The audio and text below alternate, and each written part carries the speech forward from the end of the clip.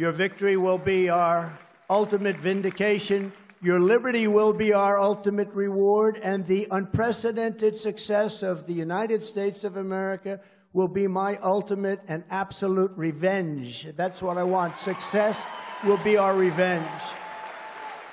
What we are doing right now is defending our country, defending those ideals of freedom, ideals of hard work, ideals of capitalism, ideas of free education, and to preserve humanity.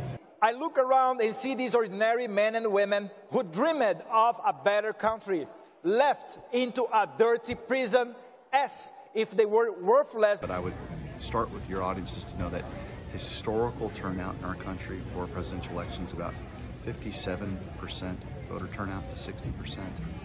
And if you add the totals of 81 million supposed votes for Biden and 74 million for Trump, that would be a 95% turnout. That's unheard of. It's absurd. It's impossible. The globalists, by trying to take away our national sovereignty, trying to take away our national democracy, and ultimately try to take away our individual freedoms and liberties.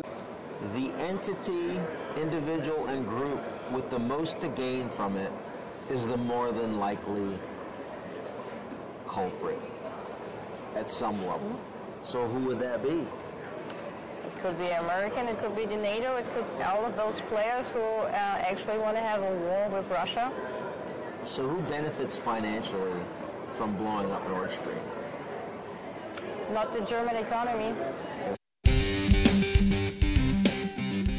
Hallo zu einer neuen Ausgabe des USA-Reports. Wir sprechen heute über die Reden und die Interviews, die ich auf CPAC 2024 in Washington, D.C. geführt haben durfte. Wir werden heute Ausschnitte von der Rede von Trump hören, wie er darüber spricht, was er ändern möchte, wenn er, wie er so schön gesagt hat, seine Rache führen kann, in das Amt des Präsidenten gewählt wird und was er da ändern möchte. Er möchte die illegalen Zuwanderung stoppen, indem er kriminelle Illegale sofort wieder nach Hause schickt, was wir in dem Fall von Laken Riley leider sehen mussten in den USA. Vielleicht habt ihr davon gehört. Das war der schlimme Zufall, wo ein krimineller, illegaler Einwanderer, der kurz zuvor in Athens in einer Polizeistation wegen Diebstahl festgenommen wurde und dann wegen Überfüllung wieder freigelassen wurde, hat kurz darauf dann die Krankenschwester, Studentin Laken Riley getötet und ist natürlich dann festgenommen worden, aber dieser Fall bricht gerade alle Schlagzeilen und wird besprochen. Man hat auch einen Laken Riley Act nun verabschiedet in den US-Kongress, der verspricht, dass illegale Einwanderer, die in den USA eine Straftat begehen, sofort ausgewiesen werden sollen. Ob das natürlich jetzt durchgeht, ist eine andere Frage, aber es ist schon mal ein guter Ansatz. Weiterhin spricht Trump darüber, wie man versucht, ihn durch Lawfare von seiner Präsidentschaftskandidatur abzulenken und ihn mit immensen und ominös hohen Strafen vor Gericht lahmlegen zu können, weil jeder weiß natürlich, eine Präsidentschaftskandidatur ist sehr, sehr kostenspielig und man versucht, ihn somit eindämmen zu können. Der Versuch, ihn ganz von den Wahlzetteln in Colorado streichen zu lassen, ist gescheitert. Der Supreme Court, das Verfassungsgericht, hat dort Trump seinen Anwälten zugestimmt, dass das gegen die Konstitution ist, gegen die Verfassung spricht und deswegen hat Trump weiterhin die Chance, in Colorado auf den Wahlzettel zu stehen. Because the fact is, Joe Biden is a threat to democracy. He really is a threat to democracy. I stand before you today not only as your past and hopefully future president, but as a proud political dissident. I am a dissident. Remember this, I've been indicted more than Alphonse Capone, Mr. President. Do you know who that is? Even the president just said, I do. Scarface, Al Capone. If he had dinner with you, and he didn't like the smile in your face, he thought you were mocking him by smiling, you would be dead before you got home and said hello to your wife. And Alphonse Capone, I got indicted 4 times by this gang of thugs for nothing. Or, as I say respectfully to the people from foreign countries, for bullshit.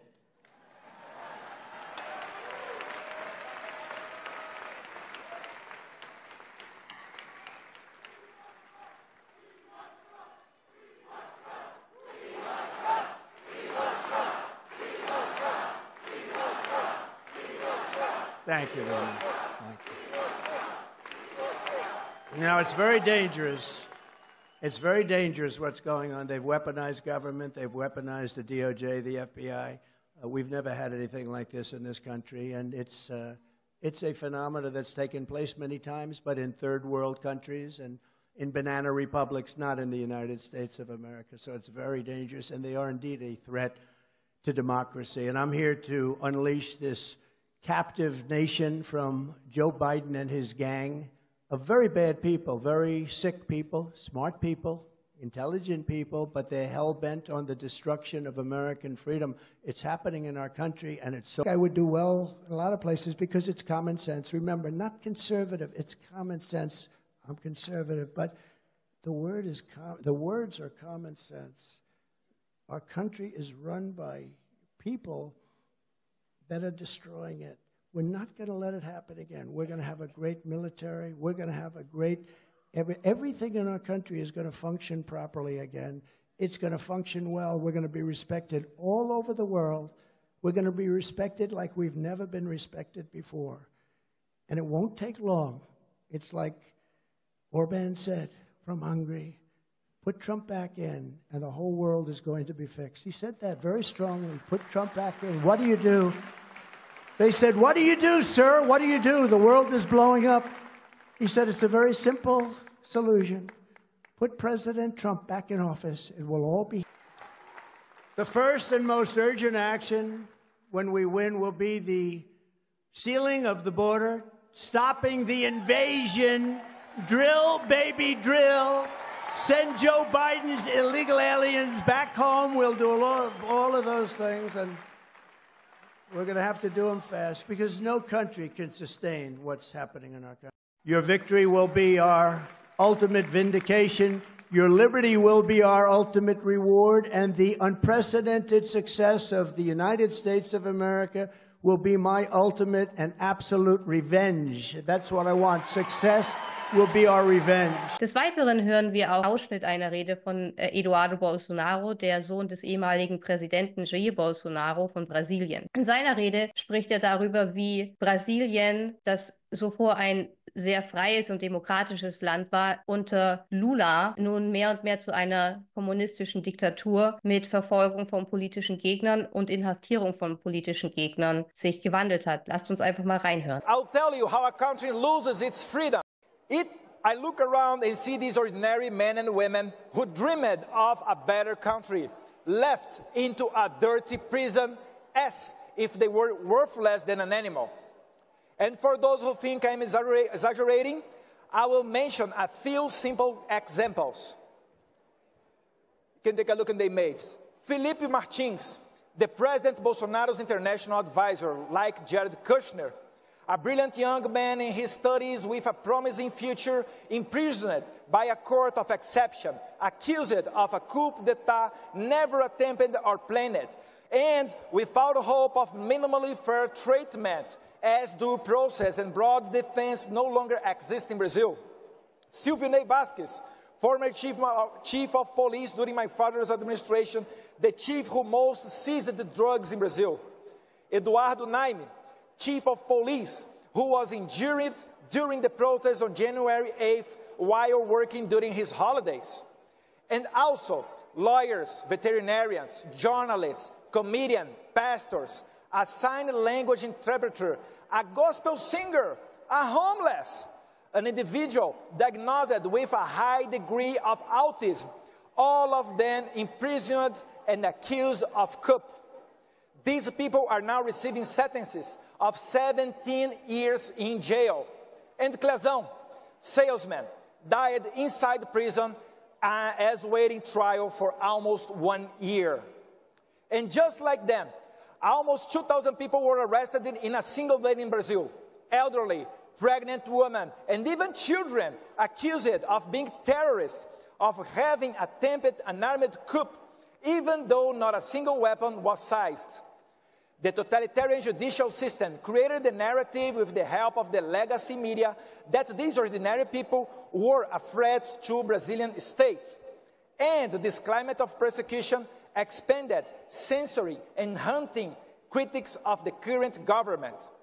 And under the excuse of preserving democracy that does not exist anymore, these selfless tyrants crush political opposition. Auch hören wir einen Ausschnitt aus der Rede von Matt Gaetz, einem Kongressabgeordneten aus Florida, der darüber spricht, wie er den Kampf gegen Demokraten im Kongress, aber auch den Kampf von den sogenannten Rhinos führen möchte. Dazu braucht er natürlich die Unterstützung der Wählerschaft und des amerikanischen Volkes, we the people. Aber lasst uns doch einfach hören, was er so zu sagen. You see, when I offer these critiques that include the conduct of some fellow Republicans, I catch a lot of heat.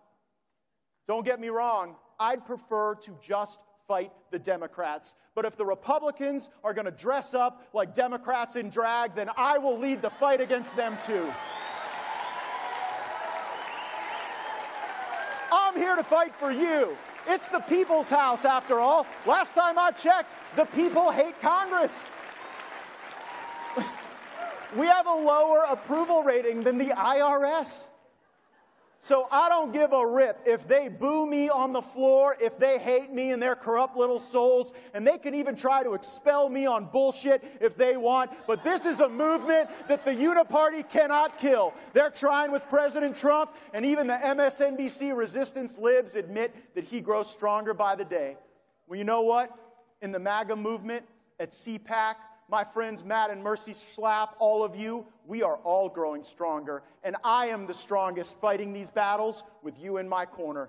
I appreciate your prayers and your hopes and your love, and I will never stop fighting for you. God bless you. God bless this great country. Let's go get them! In der nächsten Rede hören wir Vivek Ramaswamy. We fight for the truth. We stand up for the truth. That's who we are. That's what won us the American Revolution 250 years ago. And you know what our founding fathers would say if they were alive today? Founding fathers would say that you still have another 250 years and then some still left. But we're going to have to step up and seize it for ourselves, just like our founding fathers did the first time around in 1776. You know, I ran for president. I'm 38 years old. People said that was a little young to run for president.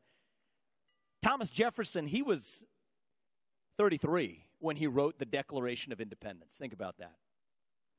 He invented the swivel chair while he was at it. This was a guy who was fluent in 7 languages, could write in 2 of them.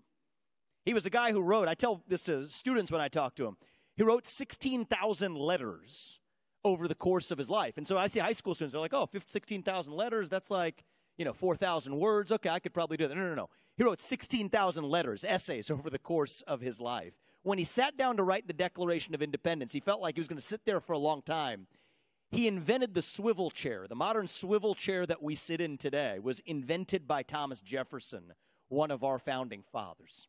He invented the polygraph test. These were the guys who actually set this country into motion. What will we say today? You can't do that. You're not an expert. You didn't get a 4-year college degree. Shut up, sit down, do as you're told. Not our founding fathers. These were the pioneers, the explorers, the unafraid, the people who would not be stopped by somebody else telling them what they can and cannot do. It's not just Thomas Jefferson.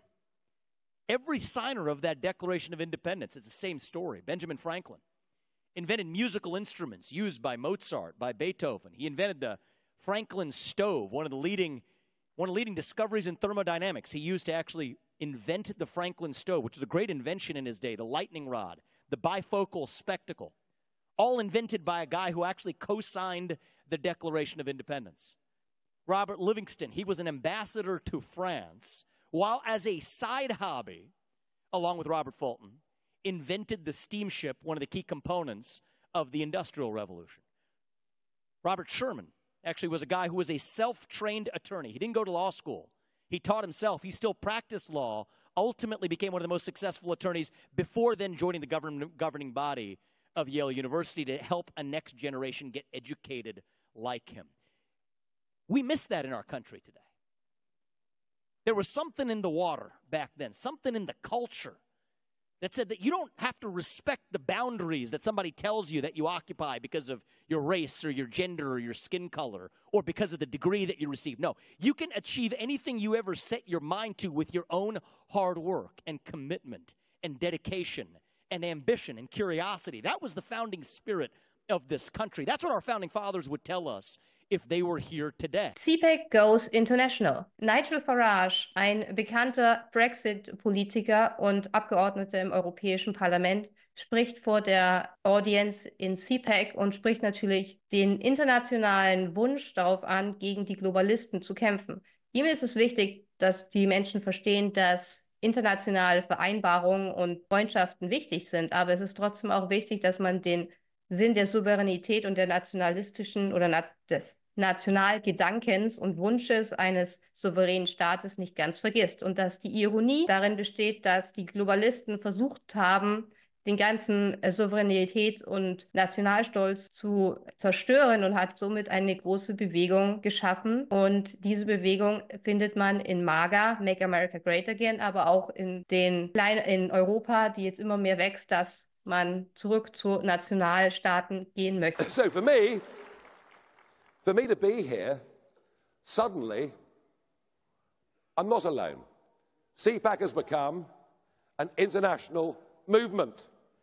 The globalists, by trying to take away our national sovereignty, try to take away our national democracy, and ultimately try to take away our individual freedoms and liberties, have forced us all together into this new movement in the most remarkable way. And it is the most amazing testament to Matt, Mercedes Schlapp, the CPAC team, that it's through these meetings here, it's through the energy and enthusiasm of CPAC that this new international movement has come together. We all want the same things. We want international cooperation. We want trade. We want peace. We want common sense. But we want it within the framework of the nation state, not within the framework of the European Union or the United Nations or the increasingly appalling World Health Organization. No, thank you. Wir hören Interviews mit Catalina Stuppe. Sie ist eine Sprecherin von Moms for Liberty und sie spricht in dem Interview, das ich mit ihr führen durfte, über den Kampf, den Eltern in Amerika gerade führen, für die traditionellen Werte, die Werte der Freiheit, aber auch die Werte vom Spirituellen, vom Christentum, vom Glauben. Hello, my name is Catalina Stuppe. I am the National Director of Moms for Liberty. My organization is a non-profit organization that is defending parental rights at all levels of government. We are against any Marxism ideologies, critical race theory, gender ideologies, or anything that is harming our kids. We are defending the education of our children, defending the family institution, defending the American values. Thank you. Can you tell us a little bit about your background? Where are you from? Why are you fighting for American liberty? I'm originally from Colombia, and I am a mom of 4, and I saw the indoctrinations firsthand. So I am just defending what is fundamental for every parent, to take control over our children and direct the education, direct the health, direct the traditions, the morality and religion of our children. So, what signs do you see in America who reminds you about Colombia and what went wrong, and what do you think could help the American people to understand, to stand up now? Well, the United States is an example for the world because it was a strong country created based on biblical values and hard work and with a huge vision and to work together each other. So when they want to start communism in a country, they start taking media, they start taking education. So what we are doing right now is defending our country, defending those ideals of freedom, ideals of hard work, ideals of capitalism, ideas of free education, and to preserve humanity. because it's outrageous that they are using our tax dollars to indoctrinate our children, to change the gender of our children, or to change the nature of our children, to use and weaponize the government institution against parents or against citizens of the United States. And worst of all, they are using our tax dollars to manipulate civilization. So, when you could announce something to the American people and the people in Europe, what do you think is most important what parents can do now to stop this wheel of evil, what is coming to them?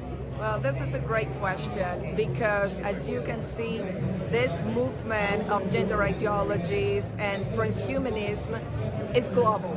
It's happening in every country. And what I can say to the parents is don't wait until a politician is going to sell this. You can start from your home, from the dinner table. You can start actually teaching your children to live in liberty, to defend their rights. You have to teach the U.S. Constitution, or in that case, the ideals of your country that is preserving their rights, their fundamental rights to free speech, to defend themselves, to protect themselves. So if you know your rights, you can defend your rights. And if you're willing to live in liberty, you need to defend your freedoms.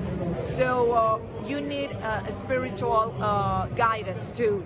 Because some of the children, they can name you all the positions in sex, and they do not have skills. They do not know the 10 Commandments. They do not know so many basic things that every human being needs in their life. In einem anderen Interview konnten wir mit David Clements sprechen. Er ist ein ehemaliger Professor für Recht und er hat den Election Fraud mit am meisten verteidigt. Er spricht in unserem Interview darüber, wie einfach es ist zu sehen, dass 2020 ein Election Fraud, ein Wahlbetrug stattgefunden hat, einfach an den Zahlen. Hi, I'm Dave Clements. I'm a former law professor here in the United States and a former prosecutor. So I'm here with what's your name? Vicky. Vicky, and she's got some questions for me about our elections here in America, and I'm ready to hear them. Okay, thank you for having you on our show. So you are very active in the fight for election rights and fair elections, and we all heard about that the election of 2020 was a fraud, or they did fraud on that. So what is your evidence, or how do you explain that this was factual?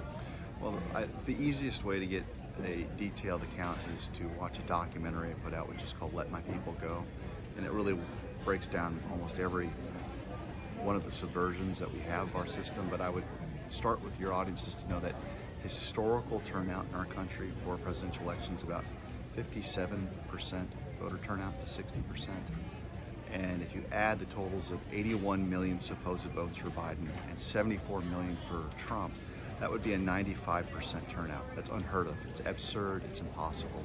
So you've got to look for deviations. And so that's what I've done. We look at behavioral deviations. We look at deviations of law, math, and science. The most compelling record that I've looked at personally is this thing called a cast vote record summary. It basically gives you a replay of how the votes were cast on election night. There have been over 1,000 counties, basically 1/3 of the counties in America, where we've analyzed these records, and we're finding, we're in the airport here, an impossible arrangement of votes. So we're seeing a predetermined set point and a linear drive towards that set point, and it violates this thing called the law of large numbers. And so that's probably the most powerful evidence for machine manipulation. And this isn't just a question of voter fraud. This is systemic election fraud. So that's one example of many. But I only have so much time before I get on this plane. So what is your prediction for the upcoming wall this year? Do you think they're going to try it again with Yeah, they're going to double down. It'll be worse. But we're at a much more critical stage because we had so many people asleep to just how bad it was. Even though I understand the systems clearly now, 2020, I didn't know. I didn't know it was this bad. So tyrants aren't going to let go of the slave trade, and they're going to require us to do our part to fight them. And if we don't, then we're going to see more Joe Biden. But I'm hopeful. But I think it's going to get worse before it gets better. And you are also very active for fighting for the J6ers. And do you have an idea how America can pay them back, like when they finally get out, because they are in prison? Most of them didn't even see a judge yet. People in Germany don't even know that. And so how do you think America can solve that problem of... It's tied to the elections. There's only one candidate that's running that has stated that he would pardon the J6 prisoners, and that's Donald Trump. And so unless we get him into the White House, you're not going to see those pardons. You're going to see more corruption. There were roughly 1 million people at the Capitol. Some say more. And of those 1 million, we've had over 1,200 families that have had their doors kicked in, been run through. We've got probably 300 U.S. citizens that are incarcerated right now. Those numbers change and fluctuate. We've seen sentences that are in excess of 20 years. People like Jake Lang, Ryan Samsel, John Mellis have been in for over 3 years, still waiting for trial. And so, yeah, I don't separate it from the elections. If we solve that, we'll solve the other problem. In dem Interview mit Runstead, einem sitzenden Senator von Michigan, reden wir speziell über Lawfare. Was ist Lawfare? Wie wird sie ausgeführt? Und wie sieht man das bei Trump? Und er spricht auch über seine Erfahrungen mit den J6. My name is Jim Runstead, a state senator in the state of Michigan. Hello, Mr. Senator. So, this year is a very important year for the American history because it's an election year, and you will fight in America right now the most important war what I think you ever fight. It's against communism or socialistic Marxism against freedom, capitalism, and the American dream. Do you think that's the right idea? That is the right idea, and unfortunately what's been happening in Michigan, as has been happening in Europe for a much longer period of time, the state is continuing to grow and grow and grow, and they're usurping, they're taking the rights of the citizenry. And the United States has always been the bastion of freedom, the place where when other countries were going into dictatorship, people could flee to the United States.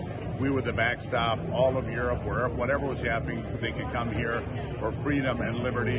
Unfortunately, in Michigan, we are now, in the state of the United States, we are now undergoing that transition of Marxism that has taken over so much of the Western world, and it's absolutely devastating.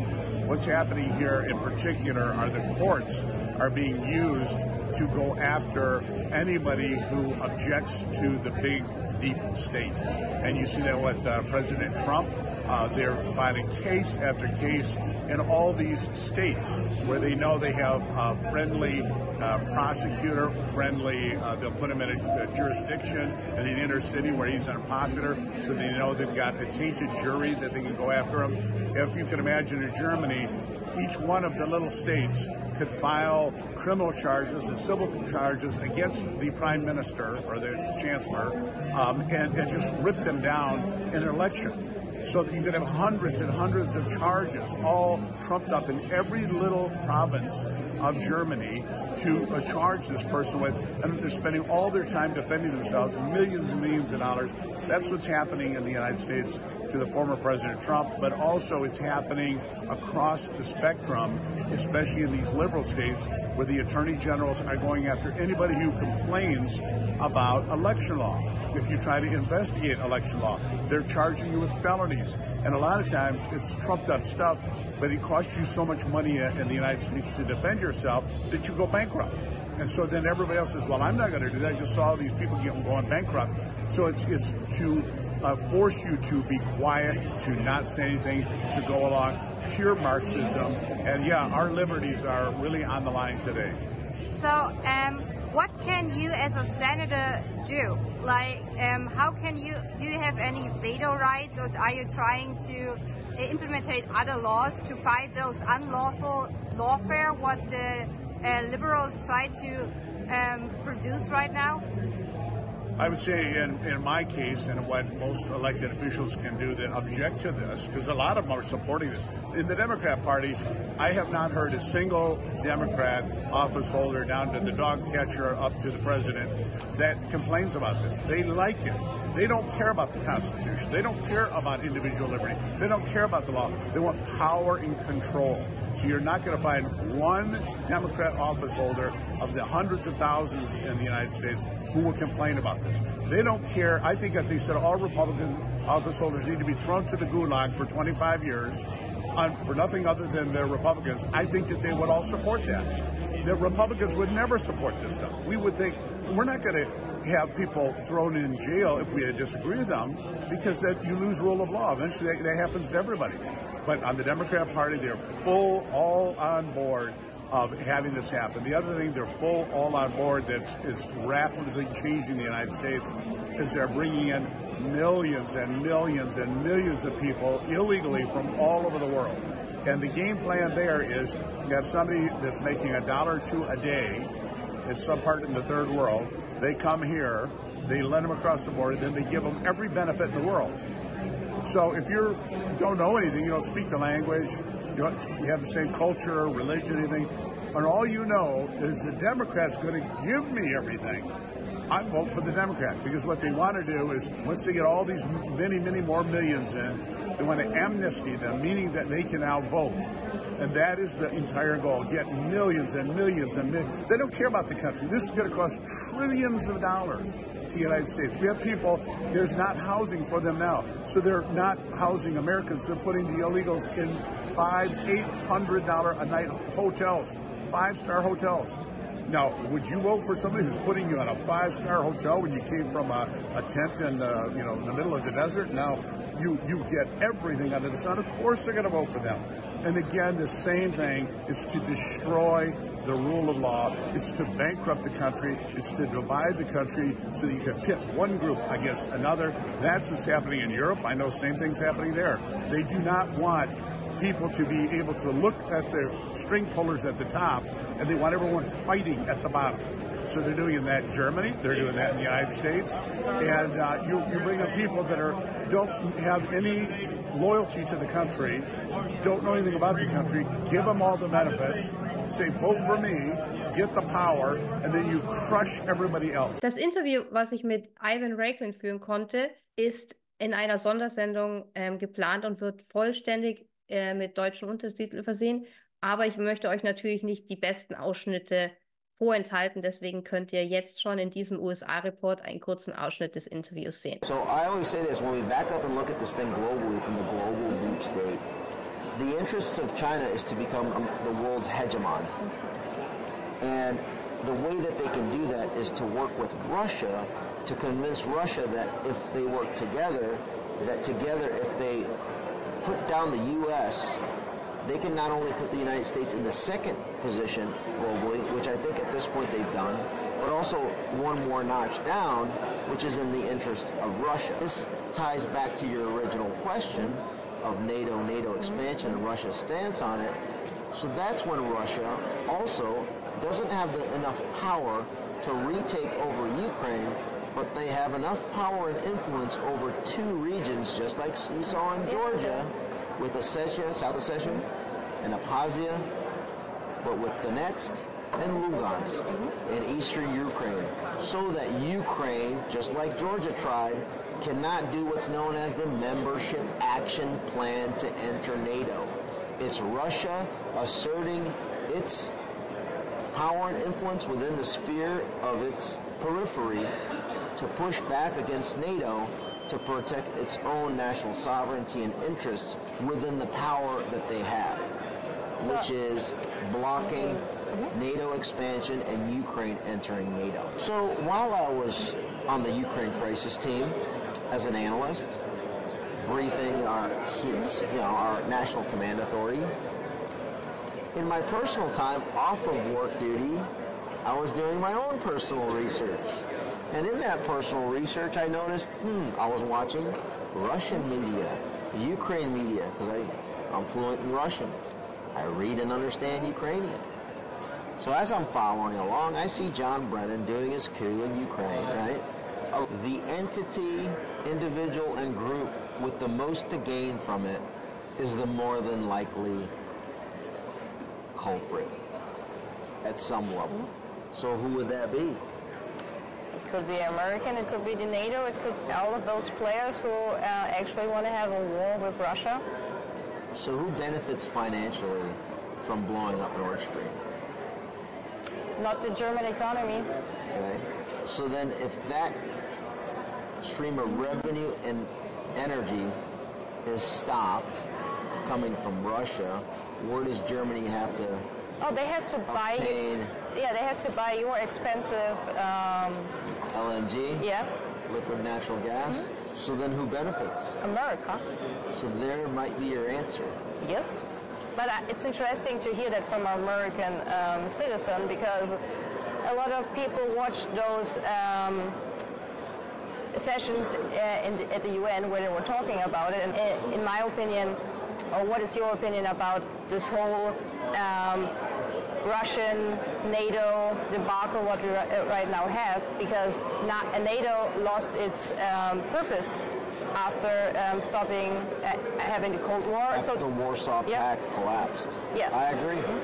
So if you look at the foundational documents on why NATO was created, it was to counter the Soviet Union and the Warsaw Pact. When the Warsaw Pact and the Soviet Union collapsed in 1990 into 1991, it begs the question, why does NATO still remain and exist? And when Vladimir Putin had his interview with Tucker Carlson, he went into a little bit of history, for the first 30 minutes of the interview, and it really covered that. But more important is that in the mid-90s, the NATO started to expand rather than cease to exist. Yep. And while Russia was in its most weak state in the 1990s, in the mid part of the 1990s, that's when the NATO expansion started to escalate. And then as it continued, NATO continued to expand. I believe we're at 31 nations at this point. Yeah, and now we have even Finland wanted to join. And so when Russia sees that and sees the continuous expansion into not only the Warsaw Pact countries, but then even further than that, the former Soviet republics, that starts to become a national security concern for Russia. Das große Thema ist die Präsidentschaftswahl 2024 im November. Das Zugpferd der Republikanischen Partei, der America First Bewegung, ist natürlich Donald Trump. Donald Trump spricht sehr viel darüber, was er ändern möchte. Er sieht seinen Wahlkampf mehr als Rache an den Globalisten und an den marxistisch-leninistischen und sozialistischen Demokraten, wie er sie gerne nennt, aber auch eine Chance für das amerikanische Volk heilen zu können. Er verspricht sehr viel. Er spricht darüber, was er alles ändern möchte. 99% von dem, was er verspricht, finde ich, das ist jetzt meine Meinung, sehr gut, wie zum Beispiel Border Crisis Stoppung der Massenzufuhr von Illegalen, Close the Border, dann natürlich das Energieregime zu zerstören, dass Amerika wieder eigenständige Energie- und Stromversorgung zuführen kann. Wo ich am meisten Probleme habe, ist, dass Trump immer noch Wall Street sehr stark verteidigt und immer noch sagt, das war eines seiner glorreichen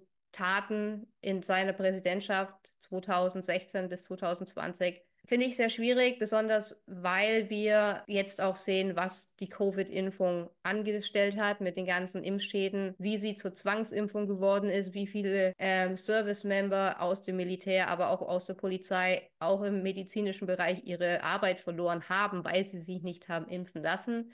Oder viele haben sich impfen lassen, weil sie Angst hatten um ihre Existenz, um ihre Familie ernähren zu können. Das sieht Trump immer noch nicht als ein Problem. Ob er es ändern wird, weiß ich nicht. Hoffen wir es. Trump ist der Kandidat für die Konservativen. Er hat die Primaries gewonnen. Er ist das Zugpferd. Er wird für die Republikanische Partei antreten. Viele Rhinos werden jetzt eine Kehrtwende machen und ihn unterstützen. Das sieht man jetzt schon. Nikki Haley hat versagt, aber wurde natürlich von den konservativen Establishment unterstützt. Diese kehren jetzt gerade ihre Seite und wenden sich Trump zu. Wir werden sehen, wie es weiterhin ausgeht und ich hoffe, ihr schaltet beim nächsten Mal wieder ein beim USA-Report, wenn es darum geht, das volle Interview mit Ivan Raiklin zu veröffentlichen, aber auch, und da bin ich sehr gespannt drauf, wie das wird, eine Sondersendung aus Mar-a-Lago, wo General Flynn seinen Dokumentarfilm in einer Filmpremiere zeigt und ich habe die Chance, exklusiv dort sein zu können und von dort aus zu berichten. Also, vielen Dank für eure Aufmerksamkeit. Ich hoffe, ihr schaltet beim nächsten Mal wieder ein, wenn es heißt USA Report.